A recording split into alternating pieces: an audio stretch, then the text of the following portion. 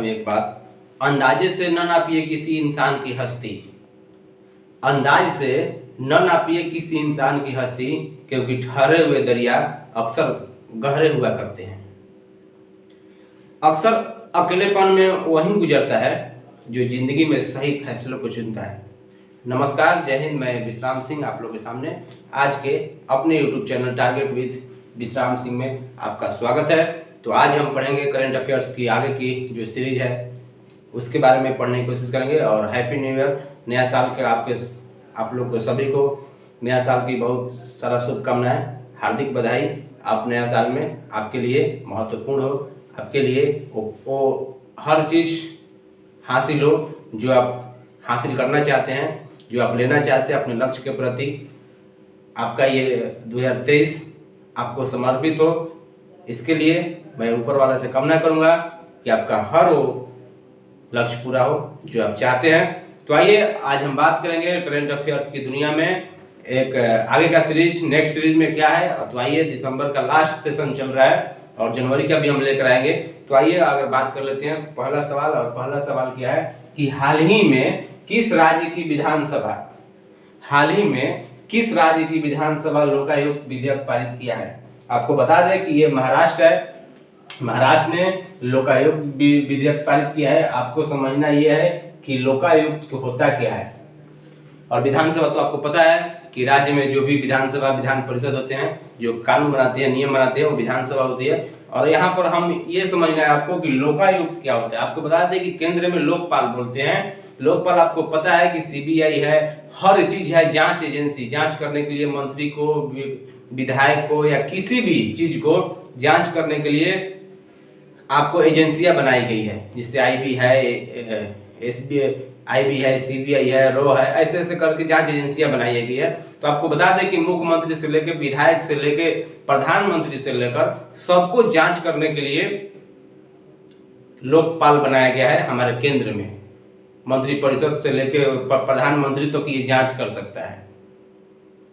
भ्रष्टाचार के आरोप में ये जांच कर सकता है कि आपने भ्रष्टाचार कर रहे हैं या किए हो कि नहीं किए हो, लोकपाल केंद्र में। उसी तरह लोकायुक्त राज्य में लोकायुक्त को बनाया गया कि जो भी मुख्यमंत्री हो, मंत्रिपरिषद हो, विधायक हो, इनकी भ्रष्टाचार विरोधी लोकपाल दायरे में ये सभी लोग आते हैं। इसी को बोलते हैं लोकायुक्त विधेयक, जो महाराष्ट्र सरकार ने लोकायुक्त विधेयक पारित कर दिया है। और आपको बता दें कि भारत के सबसे पहले लोकपाल कौन थे, तो पीसी घोष थे, पिनाकी चंद्र घोष सबसे पहले लोकायुक्त लोकपाल थे।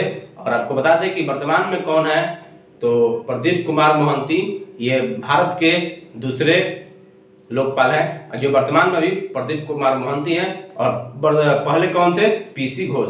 तो आपको बता दें कि महाराष्ट्र आया है, तो महाराष्ट्र का चीफ मिनिस्टर का नाम आपको पता है कि एकनाथ शिंदे जी हैं। और वहां के गवर्नर कौन है, तो भगत सिंह कोश्यारी महाराष्ट्र के ये गवर्नर बनेंगे। और आपको बता दें कि एक बात और कि ये विधेयक कौन लेके आया था महाराष्ट्र में, तो महाराष्ट्र के जो कैबिनेट मंत्री है दीपक केसरकर, ये विधेयक को लेकर आए थे विधानसभा में। और विधेयक ये पारित हो गया था।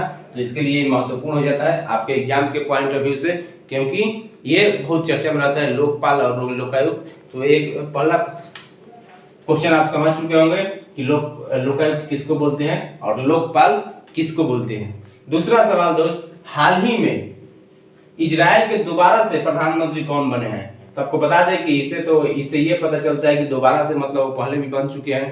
तो इनका नाम है बेंजामिन नेतन्याहू। ये देखिए, ये आप नाम सुने होंगे इजराइल के प्रधानमंत्री को, बेंजामिन नेतन्याहू। तो ये 6ठी बार पीएम पद की शपथ लिए हैं, 6 बार पीएम पद की शपथ लिए हैं बेंजामिन नेतन्याहू। और ये वर्तमान में 73 साल के हो चुके हैं।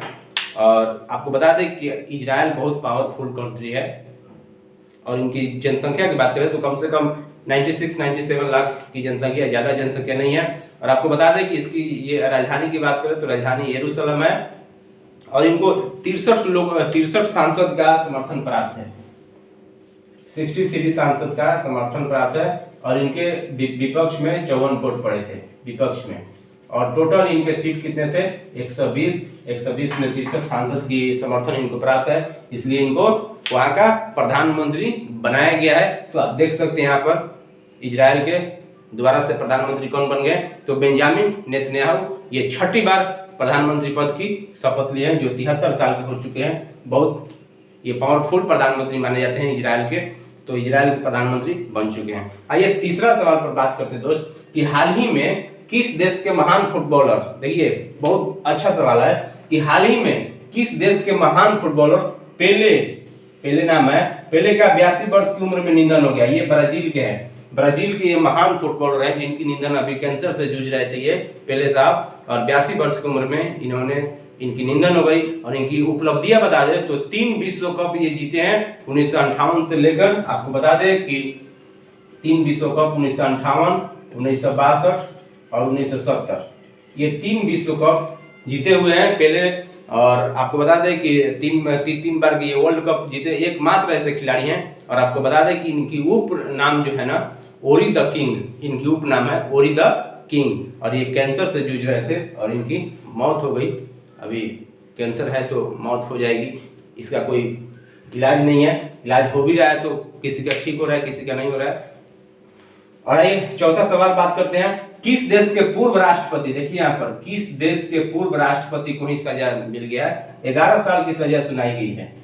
आपको बता दें कि ये मालदीव के पूर्व राष्ट्रपति हैं जिनको 11 साल की सजा सुनाई गई है। और ये क्यों सुनाई गई है, ये मालदीव के हैं, यामिनी इनका नाम है। और आपको बता दें कि ये मालदीव के भ्रष्टाचार और धन शोधन के मामले में इनको दोषी पाया गया है। और आपको बता दें कि इनके ऊपर $5 मिलियन का इनके ऊपर जुर्माना लगाया गया है। और ये आपको बता दें कि एक द्वीप को पट्टे पर देने के एवज में ये रिश्वत ले रहे थे। और ये राष्ट्रपति कब थे मालदीव में, तो 2013 से 2018 तक ये राष्ट्रपति हुआ करते हैं। 2013 से 18 के बीच ये राष्ट्रपति थे। और राष्ट्रपति रहते हुए इन्होंने घोटाला किया है, तो घोटाला का सजा तो आपको पता है कि सजा तो एक दिन मिलना है, गलती कीजिएगा तो सजा मिलना ही है। और आपको बता दें कि अभी 2018 में ये चुनाव हार गए थे। और वर्तमान में जो राष्ट्रपति है इब्राहिम मोहम्मद सोलिह जी मालदीव के राष्ट्रपति हैं और राजधानी माले है। और वहाँ का मुद्रा की बात करें तो मुद्रा मालदीव रुपया, मालदीव का ये मुद्रा हो जाएगा।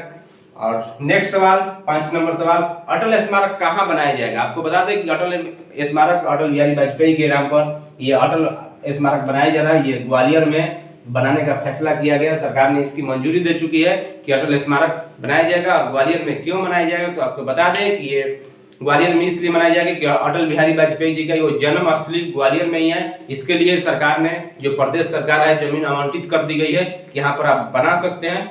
और मध्य प्रदेश की बात करें तो मध्य प्रदेश की राजधानी भोपाल पड़ती है। वहाँ की जो चीफ मिनिस्टर है शिवराज चौहान जी है। और उसको मध्य प्रदेश को हम टाइगर स्टेट के नाम से ही बोलते हैं, क्योंकि वहाँ पर सबसे ज्यादा बाघ पाए जाते हैं, टाइगर हैं, जो 526 वर्तमान में है मध्य प्रदेश में। आइए नेक्स्ट सवाल बात करते हैं दोस्त, बहुत महत्वपूर्ण सवाल है कि हाल ही में 6 नंबर सवाल, कि हाल ही में केंद्रीय सतर्कता आयुक्त कौन बने हैं। केंद्रीय सतर्कता आयुक्त सीबीसी आपको मैं पढ़ाया था भारत की जांच एजेंसियों में कि सीबीसी का काम क्या है, सीबीसी क्यों बनाया गया है। आपको बता दें कि ये सीसीटीवी कैमरे की तरह काम करता है सीबीसी। और इनको अभी केंद्रीय सतर्कता आयोग बनाया गया है प्रवीण कुमार श्रीवास्तव को। प्रवीण कुमार श्रीवास्तव को अभी हाल ही में केंद्रीय सतर्कता आयोग बना दिया गया है। और आपको बता दें कि सीबीसी के संस्थानम समिति के सिफारिश पर 1963-64 के बीच इनकी स्थापना की गई थी। आपको बता दें कि जो प्रवीण कुमार श्रीवास्तव है ना, इनको 28 दिसंबर को नियुक्त किया गया था। ये सुरेश एन पटेल का जगह ले रहे हैं। सुरेश एन पटेल अभी रिटायरमेंट ले रहे हैं। तो आपको बता दें कि ये सीबीसी की अगर बात करें तो सीबीसी देखिए ईडी बना है, सीबीआई बना है, आईबी बना है। इन पर नजर रखने के लिए सीबीसी को बनाया गया है। आपको बता दें कि ईडी ने अगर कहीं छापा मार रहा है तो क्या पता वो 10 करोड़ के घोटाला में 2 करोड़ अपने ले ले, 8 करोड़ किसी और को दे दे।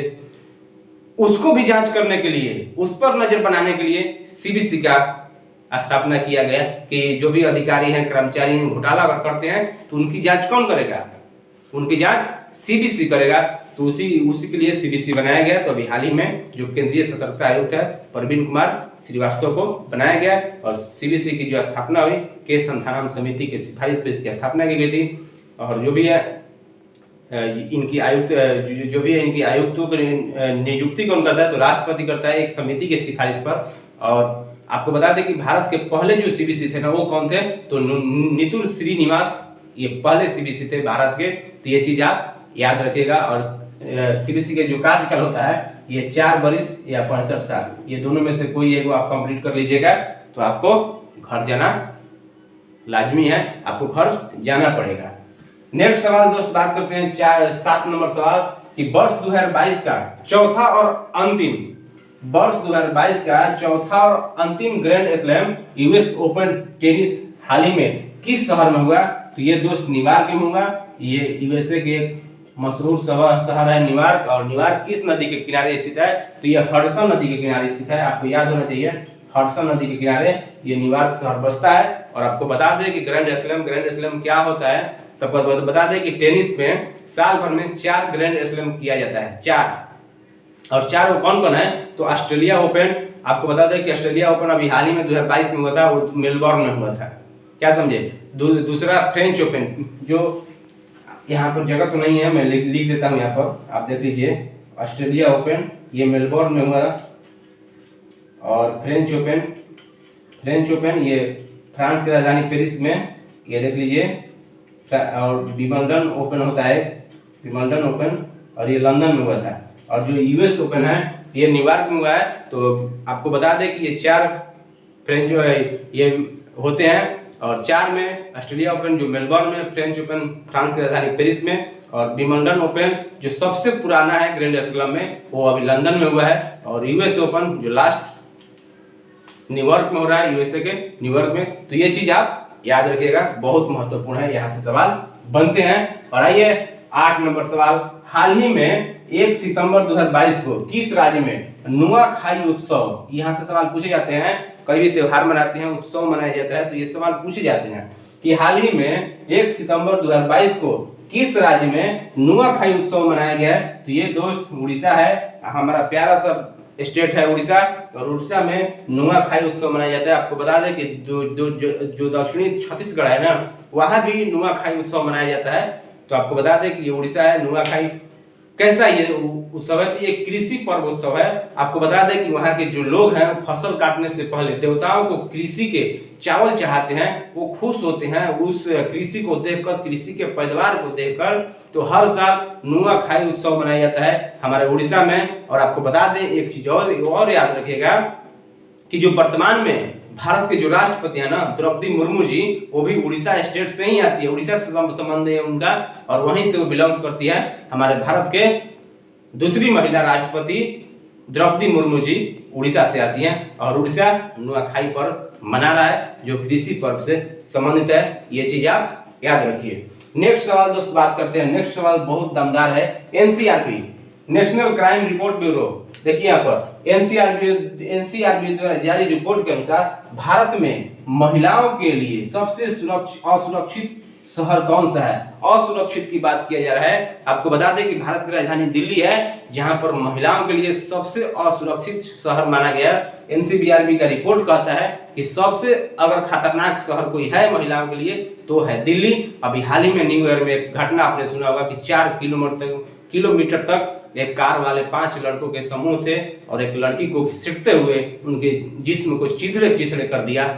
ये है भारत की राजधानी दिल्ली। तो आइए एनसीआरबी की रिपोर्ट क्या कहता है। तो दोस्त हम बता दें कि दिल्ली एनसीआरबी 2021 का एक रिपोर्ट है, जहां पर 13,982 केस दर्ज हैं, जबकि भारत में अन्य 19 महानगरों में 43,414 केस दर्ज हुए हैं। और रिपोर्ट ये कहता है कि आत्महत्या के मामले में 7.2% की बढ़ोतरी हुई है। देखिए ये आंकड़ा क्या कहता है हमारे देश में, भारत की राजधानी दिल्ली में, और भारत के आत्महत्या करने के मामले में 7.2% की बढ़ोतरी हो गई है। और 2021 में अगर बता दें तो 1,64,033 लोग आत्महत्या कर चुके हैं। 1,64,033 लोग हमारे भारत में आत्महत्या कर चुके हैं। और उनमें बता दें कि सबसे ज्यादा पुरुषों की संख्या ज्यादा है। जो पुरुषों की संख्या कितना है? 1,18,979 पुरुष हैं। जो 2021 की रिपोर्ट कहता है एनसीआरबी की कितने पुरुष आत्महत्या किए हैं। और महिलाओं की बात करें तो 45,000 समथिंग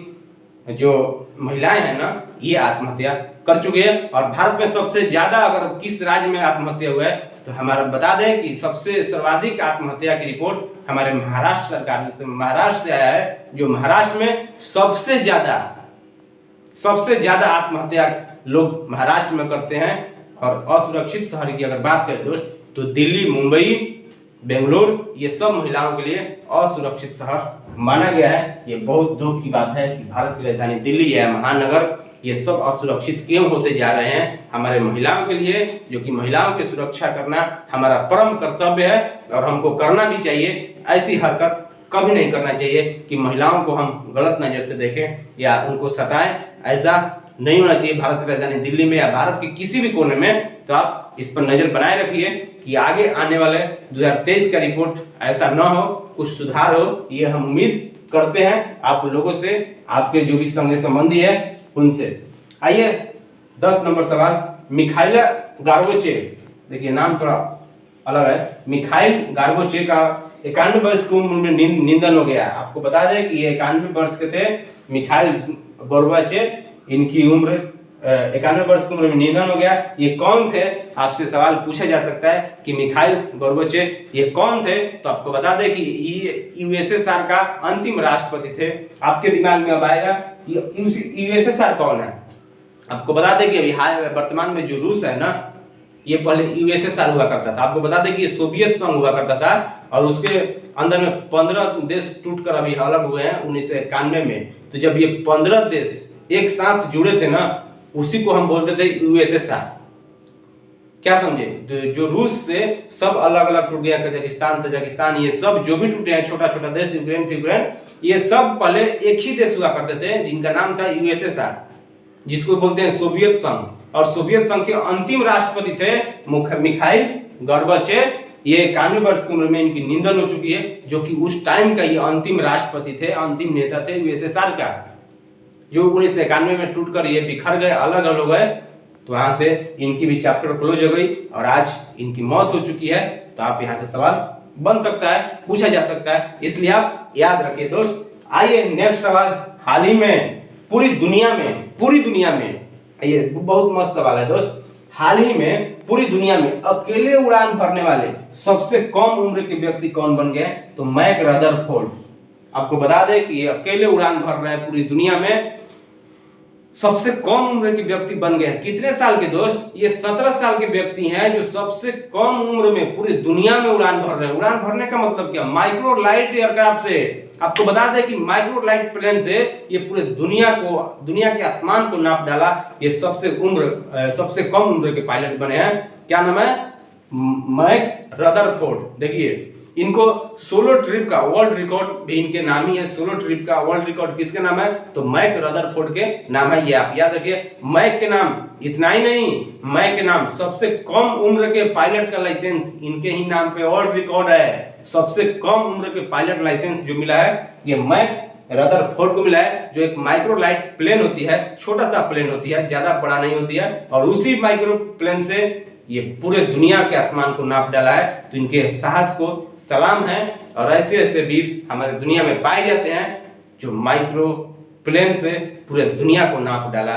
ये 17 साल की उम्र में, 17 साल में तो व्यक्ति अभी अपने लक्ष्य को प्राप्त करने के लिए सोचता है, अभी सोच भी नहीं पाता है, लेकिन ये पूरा दुनिया को नाप डालता है। आगे क्या करेगा इस पर नजर हम बनाए रखेंगे, रदरफोर्ड पर, मैक रदरफोर्ड पर। तो आज ये सवाल आपके सामने था और आपको मैं बता दिया पूरी विधिवत से।